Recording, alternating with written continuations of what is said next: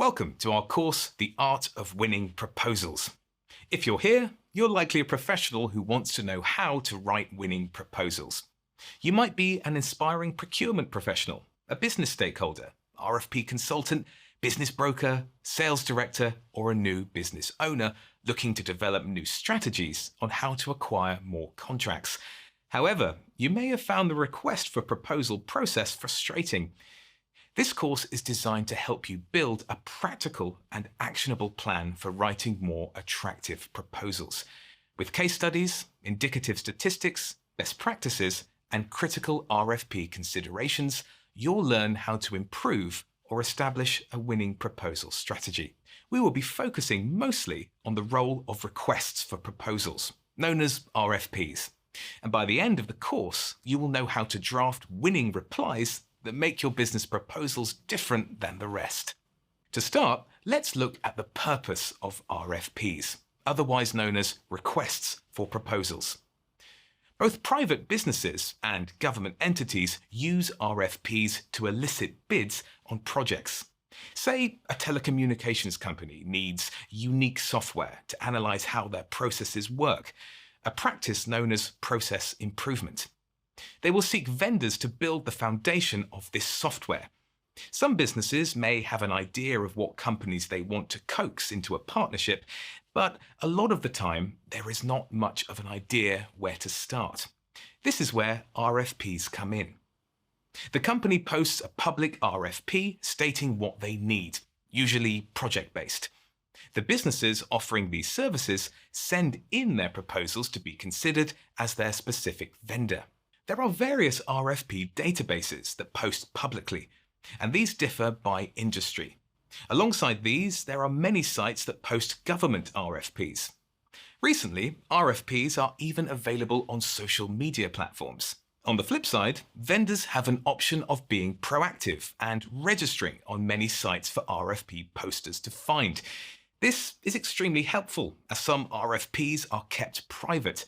Social media also helps boost a company's culture and values, allowing RFP providers to look your business up further. Some vendor registration sites are Wells Fargo, Johnson & Johnson, Bausch & Lomb, KeyBank, Pfizer, and AIG. A Toronto-based RFP software provider known as Lopio gathered statistics on the state of RFPs in 2021. It included more than 650 companies in more than 15 different industries. We can see the average amount of RFPs that organizations responded to in 2021 was 150. 20% submitted 51 to 100 responses. 18% submitted 101 to 250, and 30% responded to 11 to 50. Naturally, the larger the organization, the more RFPs they responded to. However, win rates were less encouraging. Respondents in Lopio's survey showed that the average win rate was around 47%. We can see that less than 40% is much more common. Lastly, on this study, Lopio reported that companies with a distinct proposal manager were likely to yield more wins. And, of course, teams satisfied with their proposal process won more often. These teams had more of an established process for submission.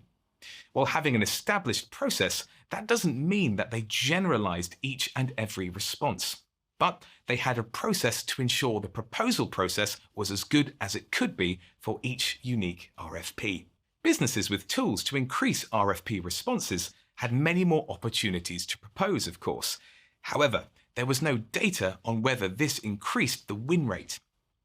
RFP software is available, but the proposal process is not something to be fully automated. The art of winning requires a more finessed approach.